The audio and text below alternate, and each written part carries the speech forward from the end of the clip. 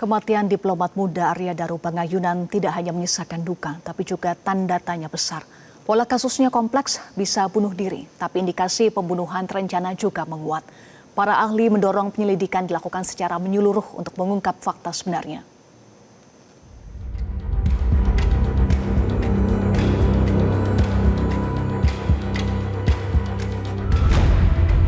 Kematian diplomat muda Kementerian Luar Negeri Arya Daru Pangayunan menyisakan teka-teki.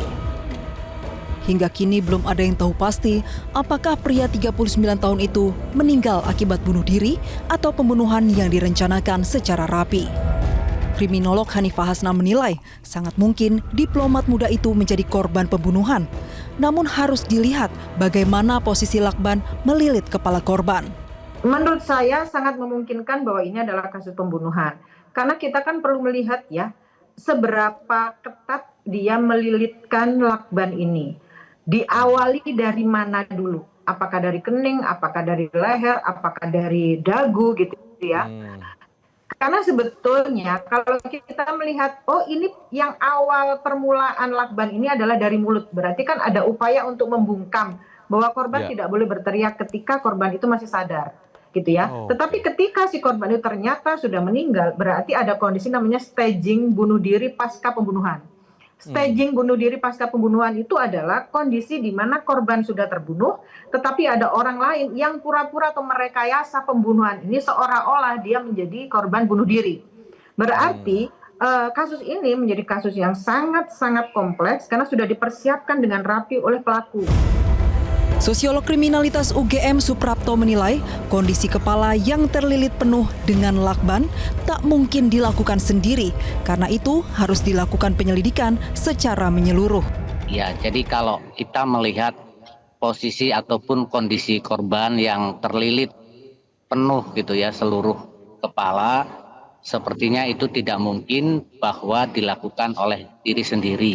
Meskipun ada temuan bahwa di lakban itu ada sidik jari korban gitu ya, karena bisa saja si pelaku itu menggunakan sarung tangan sementara kemudian tangan korban ditempelkan di lakban itu.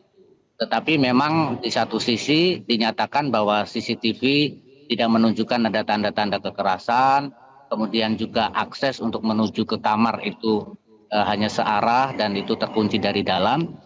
Ini saya kira perlu didalami juga karena ada informasi bahwa sebelum itu mereka si korban ini mendapat kiriman makanan lalu dia keluar sebentar dan seterusnya gitu.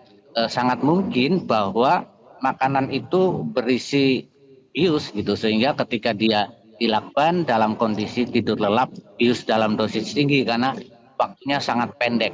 Jadi saya kira memang perlu dilakukan penyelidikan secara komprehensif.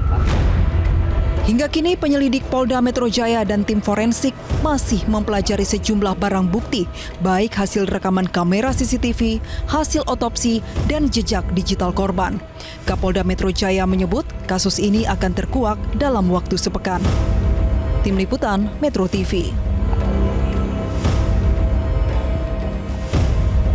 Jelajahi cara baru mendapatkan informasi. Download Metro TV Extend sekarang.